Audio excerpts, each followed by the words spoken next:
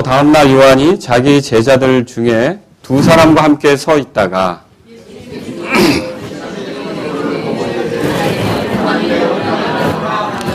그 두 제자가 그의 말을 듣고 예수님을 따르거늘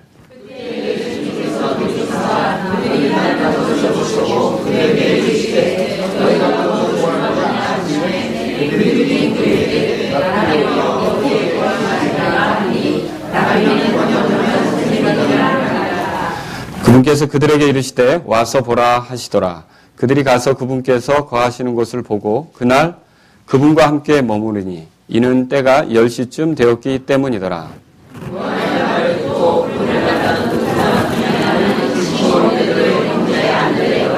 그가 먼저 자기 형제 시몬을 찾아 그에게 이르되 우리가 메시아를 만났다 하니 메시아는 번역하면 그리스도라.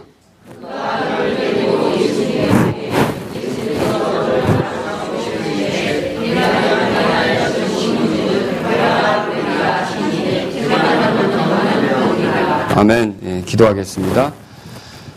살아계신 주께서 이 시간에 저희들을 긍휼히 보시고 또다시 은혜 속에서 주님께 모이게 하신 것을 감사드립니다. 하나님 말씀을 전할 때 사랑하는 주께서 성령님을 통해 이 자리에 함께 하심으로 여기 모인 성도님들이 하나님 말씀으로 은혜를 누리고 복을 누릴 수 있도록 도와주옵소서. 또 제 자신이 이 일들을 하기에 굉장히 부족한 존재이지만 하나님께서 긍휼을 베푸심으로 잘 감당할 수 있게 도와주시고 예수님만 높이고 하나님 말씀만 바르게 전할 수 있는 시간이 되도록 인도해 주옵소서. 그래서 주님께서 영광 받으시는 말씀 선포의 시간이 되기를 간절히 원합니다. 지금도 살아계셔서 우리 가운데 함께 하시는 주 예수 그리스도의 이름으로 기도드립니다. 아멘.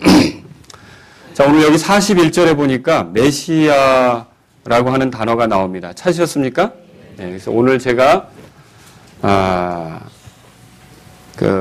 메시아를 만난 사람들이라는 제목으로 여러분에게 말씀을 드리려고 합니다. 41절에 보면 예수님과 함께 있다가 예수님이 어떤 분인지를 알고서 이 안드레가 말이죠. 안드레가 먼저 예수님을 경험했죠. 그리고 자기 형제에게 가서 한 말이 있어요. 우리가 메시아를 만났다. 그래서 오늘 제가 여러분들에게 메시아를 만난 사람들이라는 제목으로 말씀을 전하도록 하겠습니다. 자, 메시아는 히브리어입니다. 히브리어. 보통 우리가 구세주 그렇게 이제 얘기하죠. 구세주 그런 뜻이 있다. 그렇게 얘기하는데 헬라 말로는요. 그리스도다 이렇게 합니다. 그러니까 여러분 그리스도 우리의 평화, 우리의 기쁨, 그리스도 우리의 소망 할 때 그 그리스도가 사실은 메시아가 우리의 기쁨이고 우리의 평화고 우리의 소망이고 그렇게 말하는 거예요. 메시아. 자, 그러면 사실 그 그리스도라는 단어는 문자적으로 어떤 의미를 가지고 있습니까? 기름 부음을 받았다라는 뜻이 있어요. 자, 구약 성경에는 기름을 부어 세웠던 특별한 인물들이 있었죠. 대언자, 그리고 제사장들, 왕들. 이런 사람들은 아무나 그렇게 되는 것이 아니라 기름 부어 세웠습니다. 기름 부어 세웠다는 것은 하나님께서 특별한 뜻을 가지고 그들을 세우셨다는 그런 의미가 되겠죠. 그런데 예수님을 가리켜서 그리스도다 이렇게 부르는 것은 예수님이 바로 대언자고 또 제사장이고 또 왕이란 뜻입니다. 예수님이 대언자라고 한다면 하나님의 말씀을 우리에게 주시는 분이셔요. 그분을 보면 하나님이 어떤 분인지를 알고 하나님의 성품을 알고 하나님의 권능을 알고 그분이 얼마나 인간들을 사랑하시는지를 알고 그분이 가지고 계신 계획이 얼마나 지혜롭고 아름다우신지를 우리가 알고 하나님 말씀을 대하는 것을 예수님을 통해서 대할 수 있지 않습니까? 그래서 예수님은 대언자다. 그리고 또 예수님은 제사장이시기도 해요. 어째서 그렇습니까? 죄 많은 우리와 거룩하신 하나님 사이를 이어주는 역할을 하시잖아요. 그분은 스스로 희생물이 되실 뿐만 아니라 죽으시고 부활하신 뒤에 하늘에 오르사 대제사장으로 계시면서 저와 여러분들이 끊임없이 넘어지는 중에도 하나님께 가까이 갈 수 있도록 중보하시고 변호하시는 분인 걸 믿으십니까? 그래서 그분은 그렇게 대제사장으로서 특별히 기름 부음 받으신 그리스도라는 거죠. 또 그분은 장차 이 땅을 통치하실 왕이십니다. 왕들의 왕, 주들의 주로서 모든 이들이 그분께 무릎을 꿇게 될 것이고 모든 입이 그분을 향하여 주라고 고백할 것이고 모든 이름 위에 뛰어난 이름을 가지신 분이 바로 그분이시죠. 그래서 모두가 그분께 경배하게끔 됐어요. 그분이 누구예요? 그러니까 그리스도.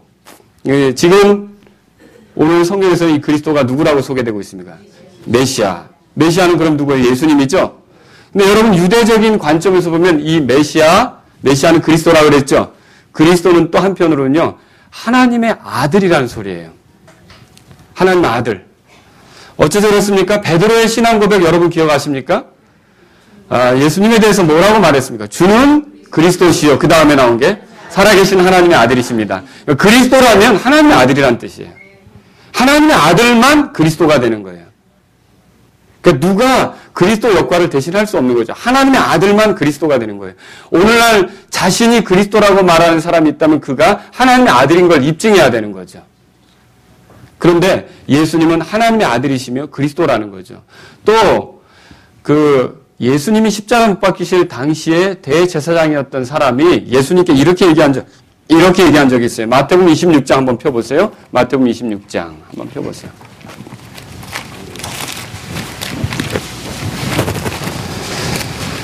자, 63절입니다.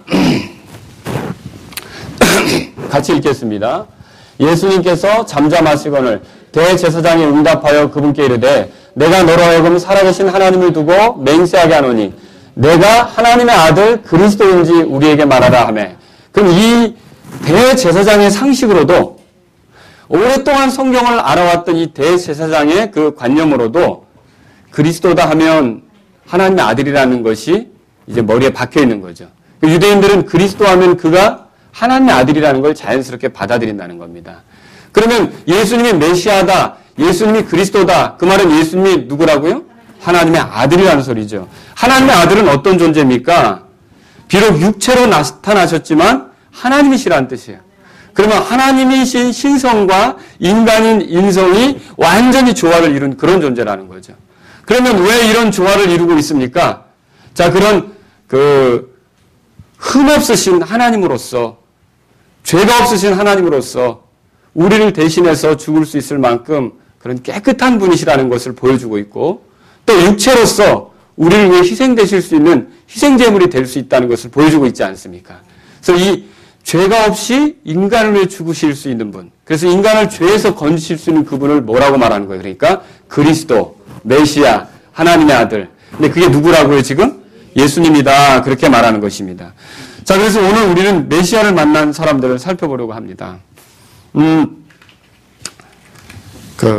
메시아를 만나지 못하면 소용이 없어요. 죄 가운데 있는 절박한 사람들이 이 메시아를 만나지 못했을 때는 아주 끔찍한 운명에 처해지게 되는 거죠.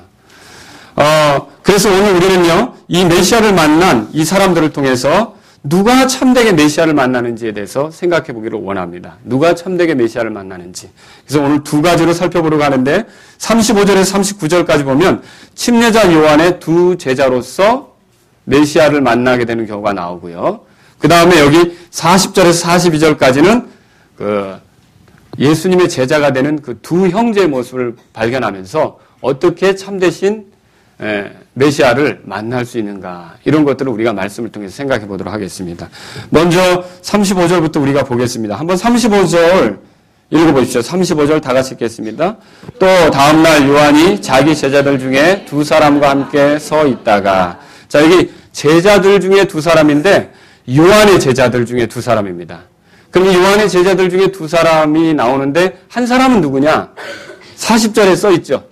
누구라고 써 있습니까? 요한의 말을 듣고 그분을 따른 두 사람 중에 하나는 시몬 베드로 형제 안드레다. 그래서 사실 오늘 말씀에는요, 안드레가 굉장히 빛이 나고 있습니다. 그래서 안드레가 한 사람이에요. 그리고 또 다른 한 사람이 있을 텐데 또 다른 한 사람은 궁금하죠? 이 사람의 이름은 나오지 않고 있지만 이 되어진 일들의 모든 정황을 잘 알고 있는 것으로 보아 요한이었을 것이다. 침례자 요한 말고요, 예수님의 제자였던 야고보의 형제였던 요한이었을 것이다. 이 성경 기록을, 요한복음을 기록했던 요한이었을 것이다. 많이들 그렇게 추측을 하고 있습니다. 그렇게 생각하는 것이 가장 무난하기도 하고요.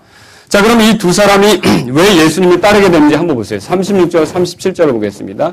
예수님께서 거니시는 것을 보고 이르되, 누가 이 말을 했냐면요, 침례자 요한이 하는 겁니다.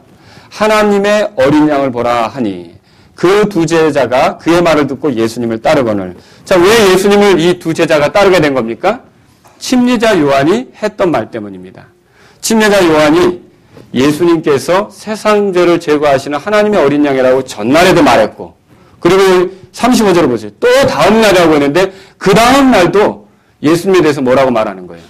하나님의 어린 양이다. 그렇게 얘기하고 있다는 거죠. 자, 이 중요한 내용은 계속 반복되어질 수도 있습니다. 여러분, 필요하다고 생각되는 진리, 중요한 진리, 그리스도인이 반드시 마음에 새기고 늘 잊지 말아야 될 진리는 반복적으로 말해질 수 있지 않습니까? 그래서 설교자들이 때때로 똑같은 설교를 할 수도 있는 거죠. 여러분, 바울의 경우도 사도행전 13장에 보면 어떤 지역에서 회당에서 말씀을 전했을 때 그때 전한 말씀이 뭐냐면 예수님을 통해서가 아니면 죄들의 용서를 받을 수가 없다는 말씀을 전한 적이 있어요. 한번 찾아보세요. 사도행전 13장 보겠습니다. 사도행전 13장.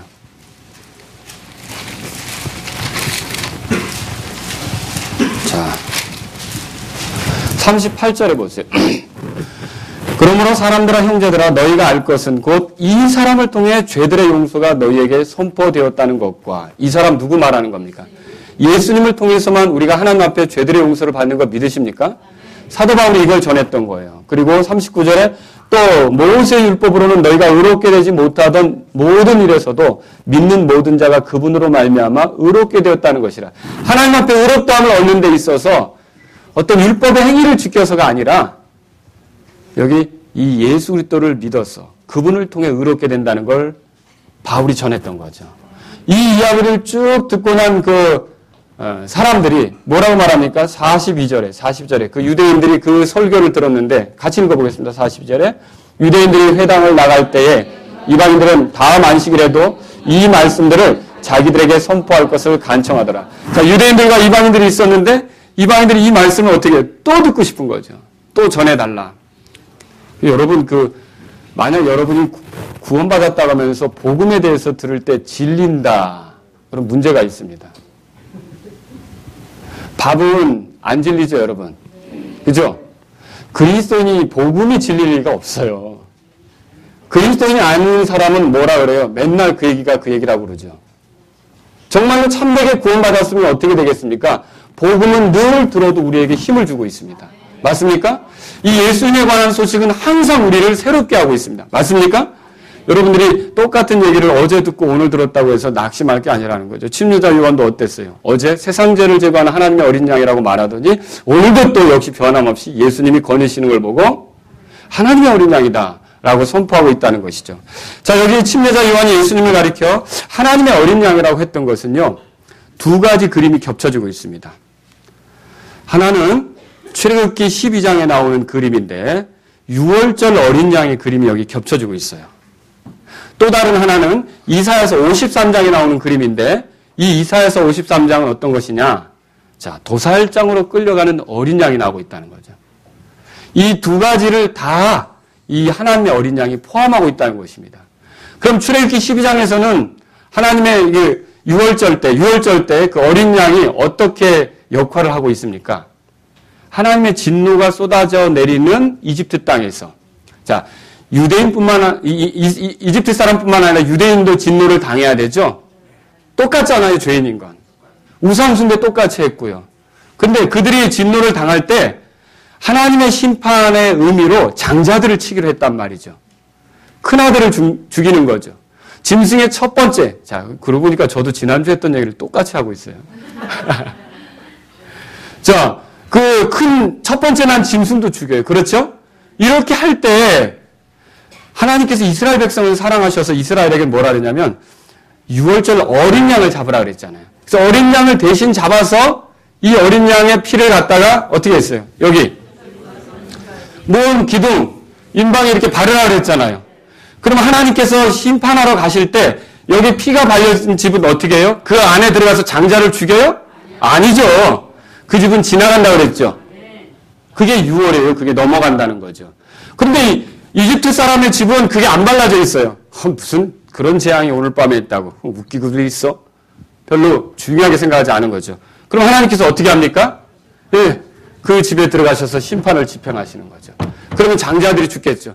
그래서 그 날 밤에 이집트의 그 파라오의 아들부터 시작해서 그 가축의 그 첫 새끼, 집에서 기르는 그런 모든 짐승의 첫 새끼까지 싹 처음 난 것들은 어떻게 했어요?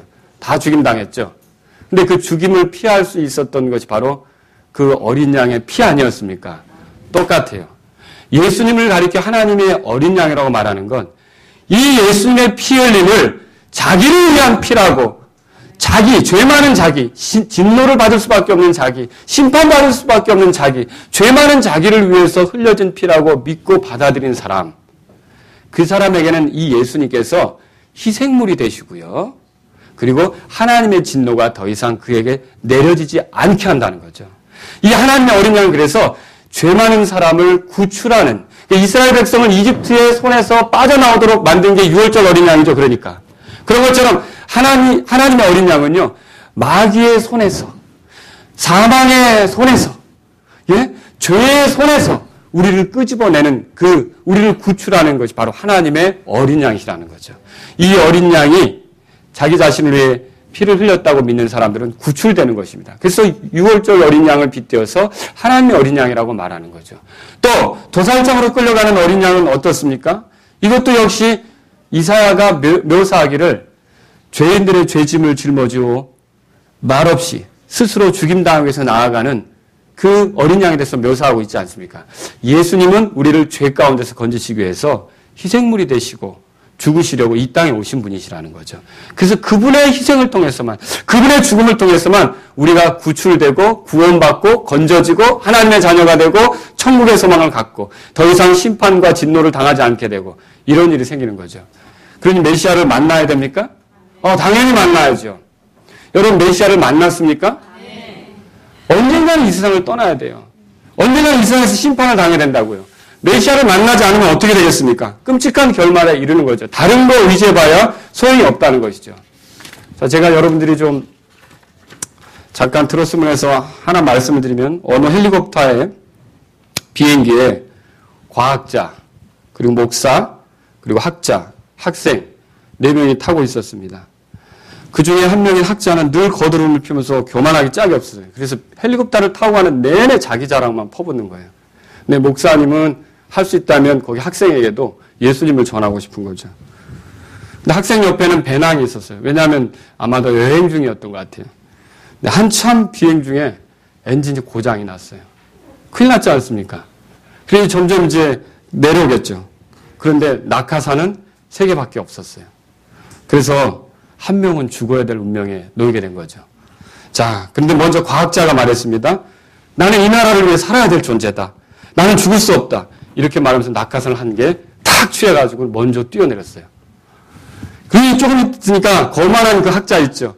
여태까지 거드름을 피우던 학자가 나도 이 나라의 독보적인 존재다. 나도 반드시 살아야 된다 하고 또 낙하산을 탁 이렇게 그걸 채가지고 뛰어내렸어요. 목사님이 참 안타깝게 됐어요. 목사님은 어떻게 될까요? 물끄러미 낙하산을 바라보고 있었어요. 그러더니 이제 학생 낙하산 메고 뛰어내려. 그랬어요. 그리고 막 초조한 상황 속에서도.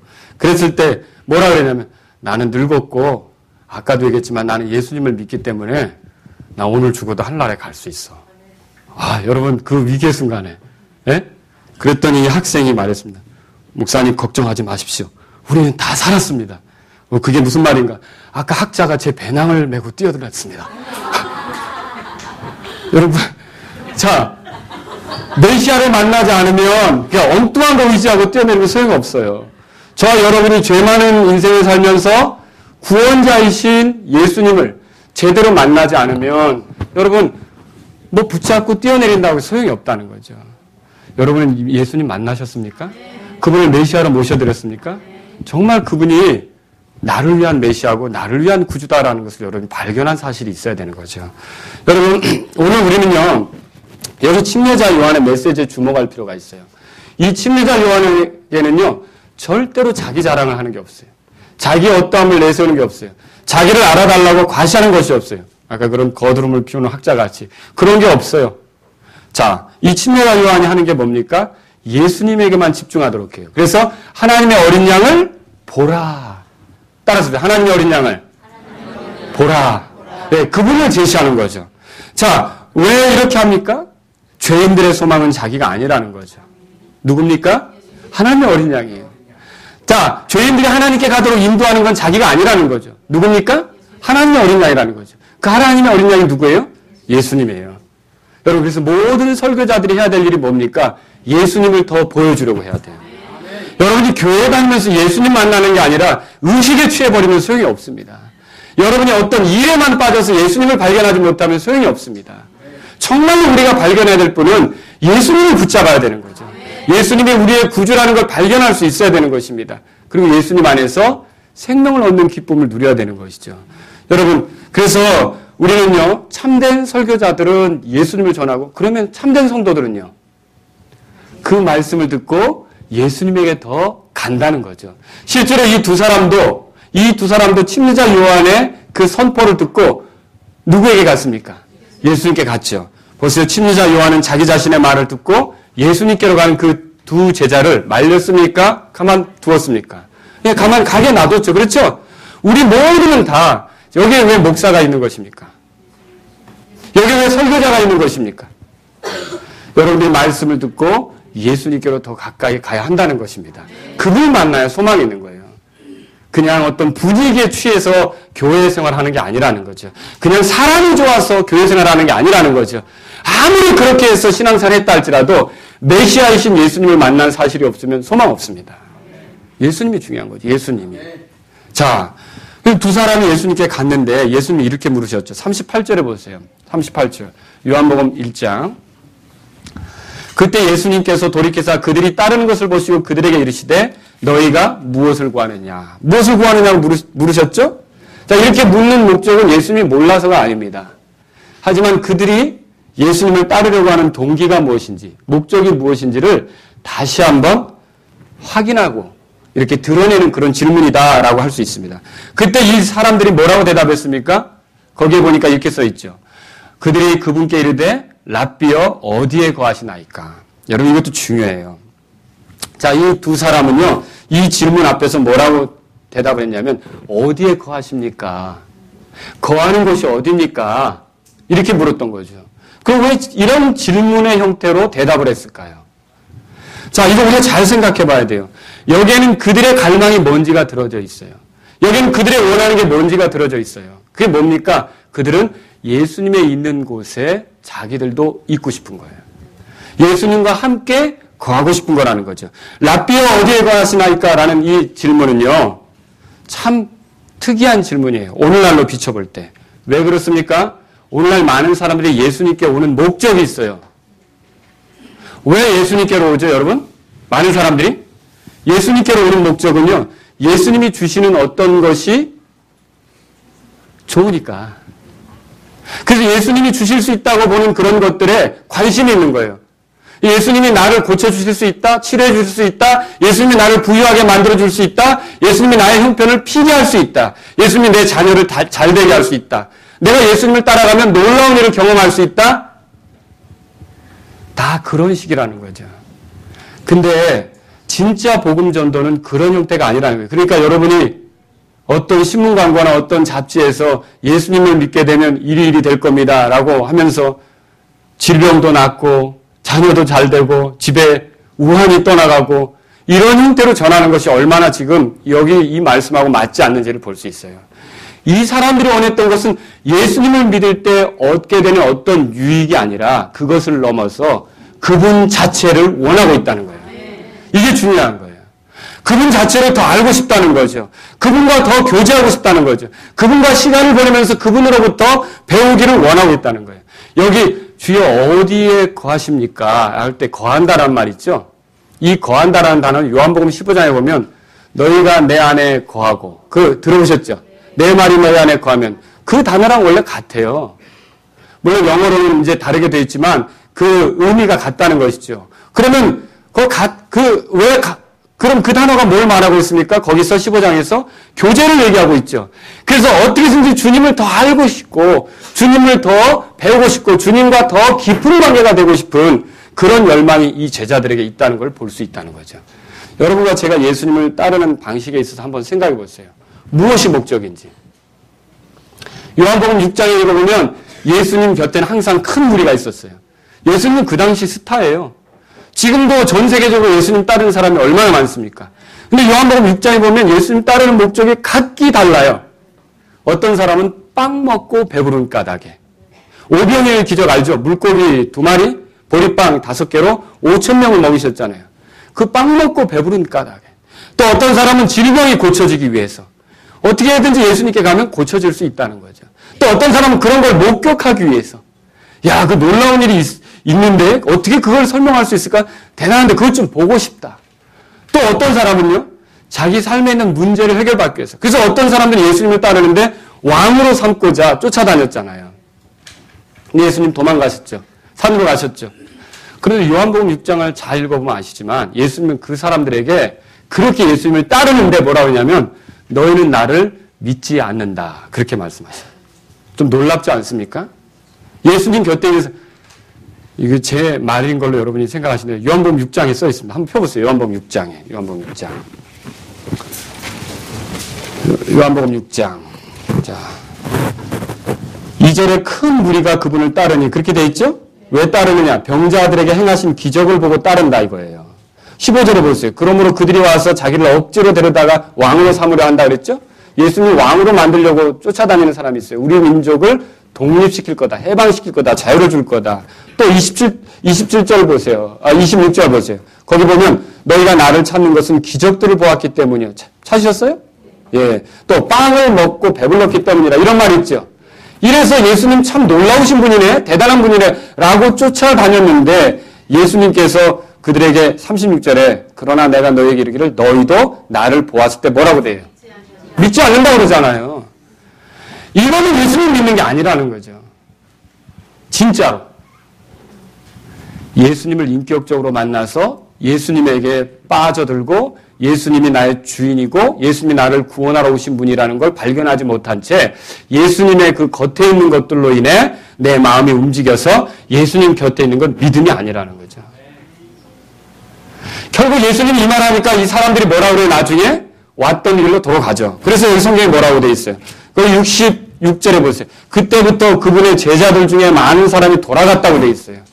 그러니까 언젠가 예수님 믿는 것 같다가 떠나는 사람들이 누굽니까? 예수님을 참되게 만나지 못한 사람들이라는 거죠. 그런데 베드로는 떠날 수가 없어요. 그래서 예수님이 제자들에게 물었죠. 너희도 갈래? 그러니까 베드로가 뭐라고 대답했어요? 66 거기 있죠. 68절 보세요. 그때 베드로가 그분께 대답하되 주여 영원한 생명이 주께 있사온데 우리가 누구에게로 가리이까? 주님만은 생명이 있습니다. 그리고 뭐라고 말합니까? 69절에 주께서는 뭐라고요? 메시아라는 거죠. 메시아. 그리고 하나님의 아들이십니다. 우리가 믿고 확신한. 그래서 예수님을 개인적으로 그렇게 만난 사실이 없으면 그 사람은 믿는 것 같아도 나중에 떠나가게 돼 있어요. 기적을 보고 교회에 출석하고 병 고쳤기 때문에 교회에 출석하고 또 뭔가 예수님 교회 다닌다면 뭐가 잘 돼서 집안이 좀 잘 돼서 그래서 나도 교회 기독교인이다라고 하고 다니고 이런 사람들이 다 떠나게 돼 있어요. 그러나 예수님을 그리스도로 만나고 메시아로 만나고 하나님의 아들로서 나를 구원하러 오신 그분이 아니면 나는 영원히 죽어 마땅한 죄인이라는 걸 깨닫고 그분께 매달린 사람, 그분을 구주로 받아들인 사람은 절대로 떠날 수가 없어요. 영원히 가는 거예요. 영원히. 그래서 저는 오늘 묻고 싶은 거예요. 여러분들이 예수님을 따르는 목적이 뭡니까?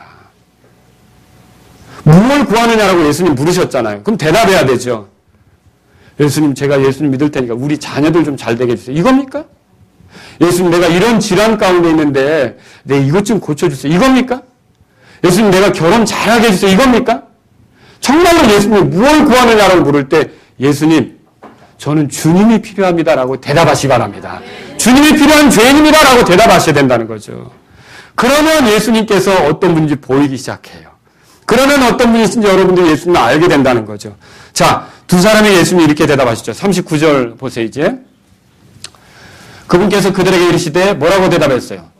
와서 보라 하시더라 그랬어요. 와서 보라 그렇게 대답했어요. 이건 사실 그 당시에 랍비의 책들에서 많이 발견되는 내용이에요.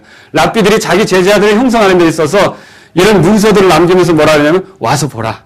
자기에 대해서 이제 알리기 위해서 그런 얘기를 많이 했던 거죠. 그래서 유대인들에게는 익숙한 표현인데 이 와서 보라는 것은 굉장히 중요한 의미를 갖습니다. 무슨 뜻이냐면요. 오라. 그러면 보게 된다는 의미입니다. 오라. 그러면 보게 된다는 거죠. 다시 말하면 오기 전까지는 사실은 알 수가 없어요. 많은 사람들이 어떻게 생각합니까? 보고 오려고 그래요. 근데 예수님은 뭘 원하냐면 와서 보기를 원하세요. 우리가 그분의 말씀들이 있고 그분의 증언자들이 있고 그분께서 이 역사 속에서 일하신 것이 있기 때문에 그분께 가서 그분을 대면하게 되면 보기 시작해요. 이분이 얼마나 탁월한 사랑으로 나를 사랑했는지, 이분이 얼마나 대단한 국민으로 나를 다루고 있는지, 이분이 얼마나 나에게 뛰어난 사랑을 가지고 나를 위해 희생물이 되셨는지, 이분이 얼마나 변함없는 사랑으로 지금도 나를 건드리고 계신지. 여러분, 그래서 우리는 주님께 오는 게 필요해요. 주님께서 와서 보라. 그때가 몇 시라고 써 있습니까? 여기 10시쯤 되었다라고 써 있죠? 이거는 유대인들의 시간으로 환산하면 유대인들은 새벽 6시부터 시작을 해야 되니까 오후 4시 정도 됐을 거예요. 이런 정도에 이제 예수님을 만나서 이 사람들이 어떻게 했습니까? 이 사람들의 반응을 보십시오. 39절 거기 뒷부분에 보니까 그날 그분과 함께 머무르니 이는 때가 10시쯤 되었기 때문이더라. 여기 중요한 게 있어요. 따라서 그날. 이게 중요한 거예요. 예수님을 와보라 하고 초청하니까 어떻게 했어요? 좋습니다. 오늘 제가 여기까지는 제가 왔는데 그럼 내일 올게요. 다음에요. 나중에요. 저를 초대해 주시다. 차차 기회가 되면 한번 오겠습니다. 이랬습니까? 어떻게 했어요? 그날. 여러분, 이게 즉각적인 반응. 그래서 누가 참되게 예수님을 메시아이신 예수님을 만납니까? 이렇게 계산 없이 즉각적으로 그분의 초청에 응하는 사람이에요. 근데 이 즉각적으로 그분의 초청에 응하지 못하고 계속 계산하고 다음으로 미루고 하는 사람들은 주님을 만나기가 어려운 거죠. 여기 아브라함이 믿음의 사람이라는 건 거기 있어요. 할례를 행하라. 여러분이 성경을 읽어보시면 알겠지만 창세기 17장에 보면 뭐라고 써있냐면 바로 그날 온 가족을 할례 행한 거 읽어보시죠. 믿음은 그렇게 즉각적으로 그래요. 거기서 믿음이 있다면 말씀이 떨어질 때 즉각적으로 반응하기 시작하는 거죠. 믿음이 아닌 게 뭡니까? 들었지만 나중에 내 형편이 되면 나중에 다음에 그 믿음은 아니라는 거죠. 예수님께서 죄인을 초청하실 때 내가 너의 구원자다. 내가 아니면 네가 살 길이 없다. 나를 통해서 너가 소망이 있다라고 내게 오라고 하면 바로 그날 주님께 갈 때 메시아이신 그분을 만난다는 걸 기억하시기 바랍니다. 우리가 그렇게 해서 메시아를 만나는 거예요. 여기 보면 그분과 함께 머물렀다 그렇게 돼 있어요. 이 그분과 함께 머물렀다는 이 말은요. 여러분 안드레에게 있어서 정말 복된 시간이었을 것 같아요. 여러분 예수님 자기의 구원자 자기를 창조하신 분 자기가 여태까지 있게 하신 분 자기에게 모든 것이 공급되도록 허락하신 분 자기의 기력이 되신 분 자기에게 숨을 주신 분 호흡을 주신 분 바로 그분이 자기와 함께 있으면서 이것저것 들려주시고 가르치시는 거예요. 여러분 안드레에게 있어 정말 복된 시간이 아니었겠습니까? 예수님으로부터 직접 배우는 예수님을 알게 되는 메시아의 그 어떠하심을 직접 경험하게 되는 이 시간이 얼마나 존귀한 시간이었겠냐는 거죠. 여러분 메시아가 존귀한 분임을 우리가 알 필요가 있다는 것입니다. 여기 보면 우리 주님께서는 사실은요 우리에게 자신을 알려주기를 원하셔요. 그러나 대개는 어떻습니까? 나중에 다음에 기회가 된다면 이렇게 미루는 바람에 주님을 알지 못하게 되는 일이 계속 생기는 것이죠. 여러분 주님께서는요 사실은 이렇게 주님께 올 때 주님 자체에 관심을 갖고 오기를 더 원하시는 거예요.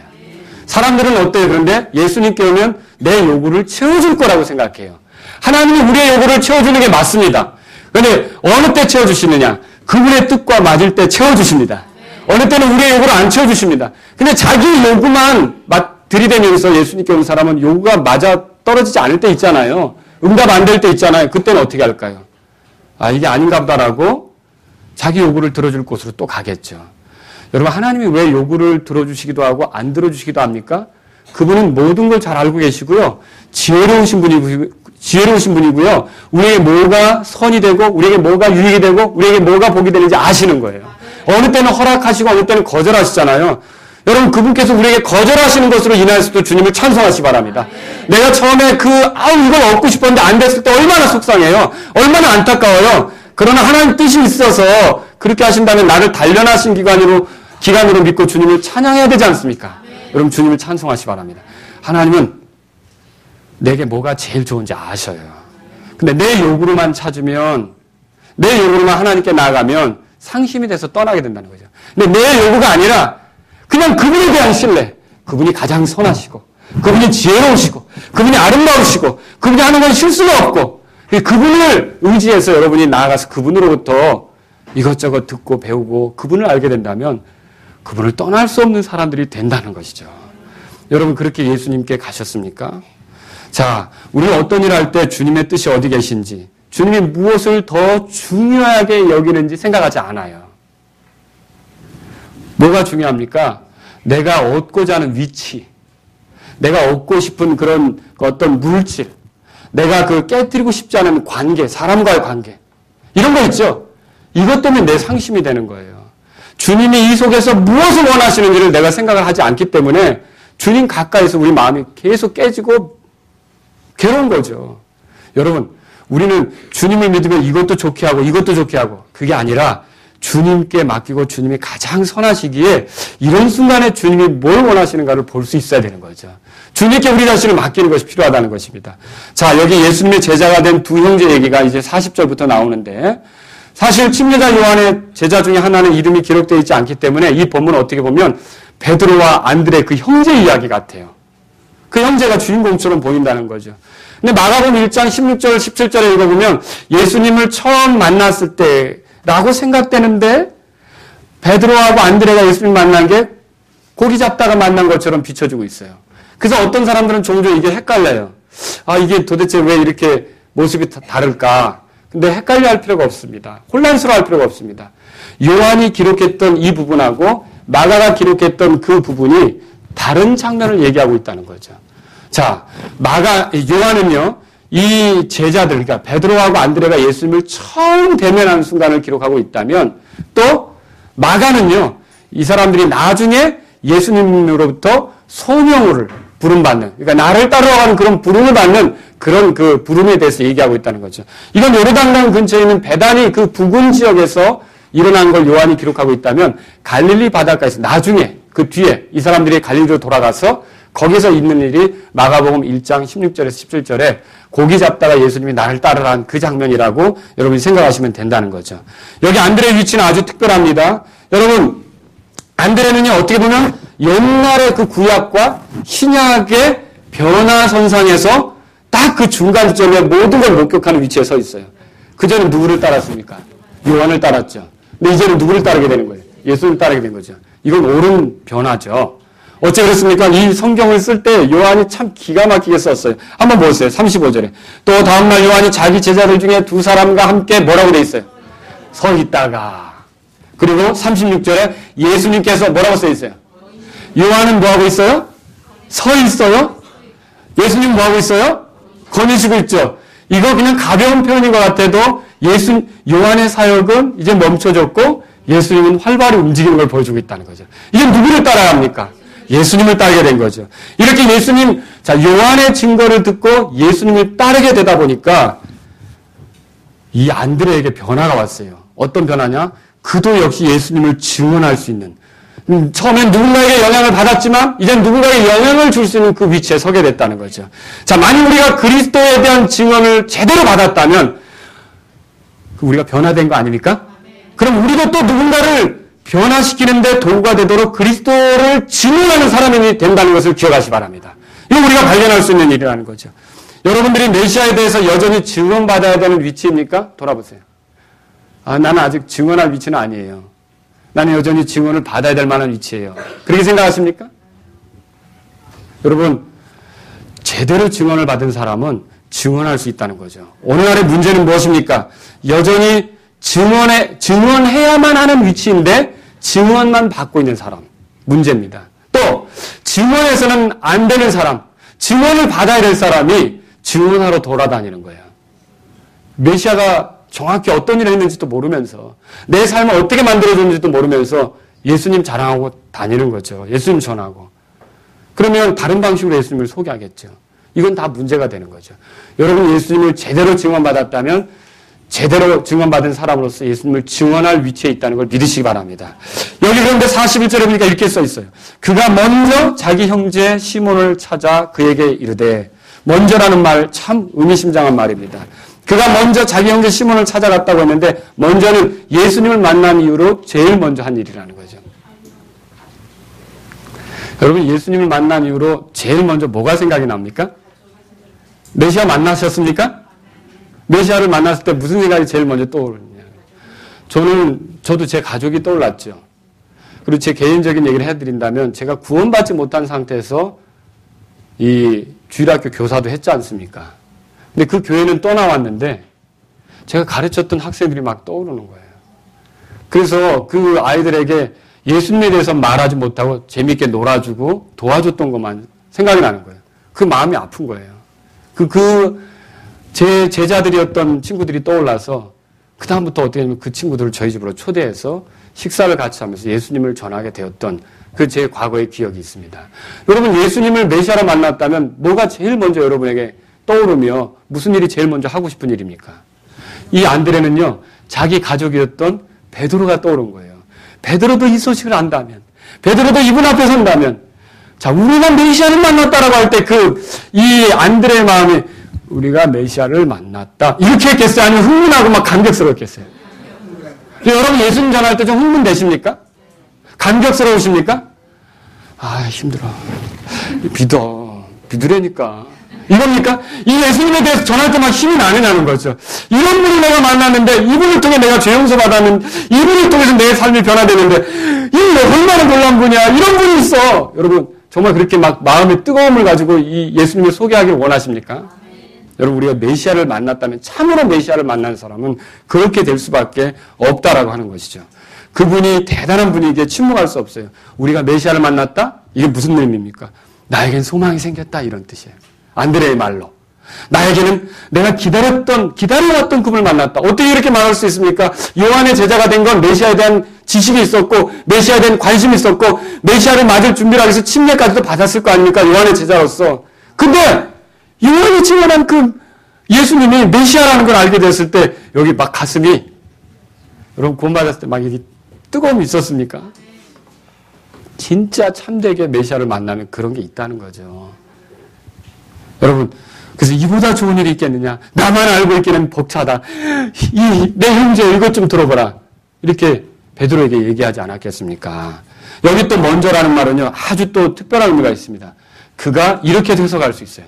최초로 자기 형제 이거 굉장히 영예스러운 일입니다. 잘 들어보십시오. 여러분 질문합니다. 답변해 보세요. 사도들 중에 최초로 순교한 사람 누굽니까? 제가 선물로 드릴 건 없는데 한번 답변해 보세요. 최초로 순교한 사람? 야고보. 그러면 초대교회에서 최초로 순교한 사람 누굽니까? 스데반 잘하시네요. 역시. 이방인들 중에 최초로 예수님을 믿은 사람 누굽니까? 고넬료 잘하시네요. 자, 유럽 대륙에서 최초로 예수님을 받아들인 회심한 여자가 누굽니까? 힌트까지 줬어요. 여자. 루디아. 예. 여기는 이제 힌트를 내놓으셨고 여기는 답이 나왔습니다. 루디아. 그런데요. 예수님을 따르는 사람 중에 최초로 누군가를 예수님께로 인도한 사람이 누굽니까? 안드레라는 소리예요. 그래서 복음 전도자의 서열을 얘기할 때 제일 먼저 누가 일을 시작했느냐라고 얘기하면 누가 제일 먼저 시작한 거예요? 얼마나 영예스러운 일입니까? 참되게 메시아를 만나니까 그런 영예스러운 위치를 점하게 된 거죠. 여러분 그래서 이 안드레는 열매를 얻게 됐어요. 우리가 메시아를 만났다. 이 흥분된 증언을 한 안드레는요. 정말 예수님께서 마태복음 5장 19절 이렇게 말하고 있어요. 찾아보세요. 우리가 참으로 예수님을 만났다면 이렇게 할 수밖에 없는 건데 예수님을 통해 죄의 권세에서 노임받았다. 마귀의 권세에서 노임받았다. 자, 19절 예수님께서 그를 허락하지 아니하시고 그에게 이르시 마가복음입니다. 여러분 마가복음 죄송합니다. 마가복음 찾으셨습니까? 마가복음 5장 예수님께서 그를 허락하지 아니하시고 그에게 이르시되 집으로 내 친지들에게 돌아가 보세요. 집으로 내 친지들에게 돌아가 주께서 너를 위해 큰 일들을 행하사 너를 불쌍히 여기신 것을 그들에게 고하라.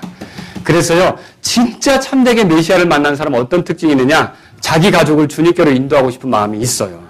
그냥 종교인 만드는 거 말고요. 종교인은 배나 지옥 자식이 되는 거 아세요? 마태복음 23장 15절에 그렇게 말하고 있죠. 바리새인 서기관들, 성경 많이 하는 사람들, 유대 종교에 푹 빠져 있는 사람들, 강을 건너고 산을 넘고 그래서 한 사람을 만들면 뭐라고 되어 있어요? 배나 더 지옥 자식 되게 한다는 거죠. 우리는 종교인을 만들려고 하는 게 아니라 예수님을 알아보게 만드는 거죠. 예수님께로 인도하는 거죠. 그렇죠? 이게 저와 여러분의 일인 걸 믿으십니까? 예. 그래서 요한복음 1장 40절 가보세요. 그가 그를 데리고 예수님께로 오매. 자, 우리는 구원받은 사람들로서 다른 사람들을 예수님께로 데려가려고 하는지 볼 필요가 있죠. 자, 침례자 요한이 자기 주 제자들에게 누구를 소개했습니까? 예수님을 소개했죠. 그 제자들 중에 하나인 안드레가 이게 진짜 메시아네 깨닫고서 예수님을 알고서 누구에게 예수님을 소개했습니까? 형제 누구요? 베드로에게. 근데 이 베드로는 나중에 또 이방인 중에 아까 고넬료 얘기했죠. 고넬료에게 예수님을 소개하지 않습니까? 여러분, 메시아를 참되게 만난 사람은 계속 소개할 수밖에 없다는 거죠. 그렇게 해오셨습니까? 만약 여러분들이 그렇게 하지 않았다면 문제가 있어요. 오늘 우리는 예수님을 부지런히 소개하려고 하는 그런 종들이 돼야 된다는 거죠. 그 예수님이 어떤 분이신데요? 이 예수님은요, 불안정한 베드로의 삶에 큰 소망이 되신 분이에요. 어째서 그렇습니까? 베드로는 참으로 불안정한 사람이었어요. 그런데 베드로에게 찾아오셔서 베드로의 이름을 알려준 것도 아닌데 너는 시몬이다. 그리고 네 아버지는 요나다. 집안 내력까지 알아요. 그렇죠? 그래서 뭐라고 말합니까? 너는 장차 이제 게바다. 게바는 무슨 뜻이에요? 돌. 예, 흔들리지 않을 것이다. 굳건한 돌이 될 것이다. 여러분, 예수님을 믿는 사람들은 하나님의 집에 살아있는 돌들이 되는 걸 믿으십니까? 예수님이 이 산돌이시고요. 우리도 살아있는 돌들로 하나님의 집이 지어져가는 걸 믿으십니까? 우리들의 헌신과 수고를 통해 교회가 굳건되는 걸 믿으십니까? 그럼 이 베드로를 보면서 베드로, 불안정한 베드로지만 베드로가 어떻게 살아왔든지 예수님은 베드로를 볼 때 그가 앞으로 미래에 어떻게 쓰임받을지를 본 거라는 거죠.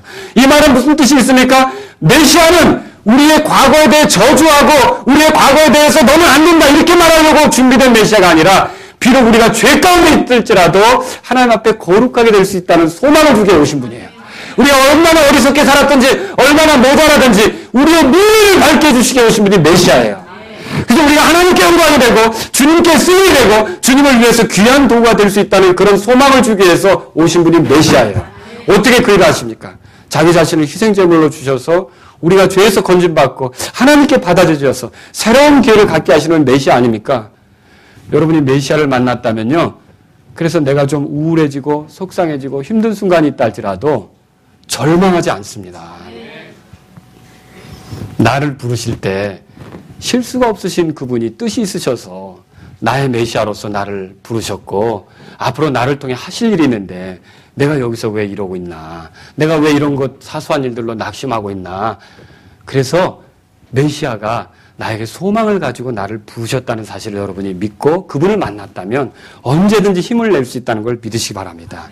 메시아는 사람들을 보실 때 현재의 모습으로 보지 않으십니다. 그가 앞으로 어떻게 될지를 보시는 거죠. 소망 중에 보시는 거예요. 그래서 우리는 때때로 우리 자신의 어리석음이나 부끄러운 일로 우리가 괴로움에 처해질 때라도 예수님이 나의 메시아인 것은 내가 언제까지나 이렇게 살지 않고 주님이 나를 부르신 목적대로 거룩하게 살며 더 나아가서는 완전한 구원에 이르러서 주 예수님 같이 변화되어서 주 하나님을 영광스럽게 하는 사람이 될 것이다. 그런 소망으로 여러분과 제가 늘 힘을 낼 수 있기를 주의 이름으로 바랍니다.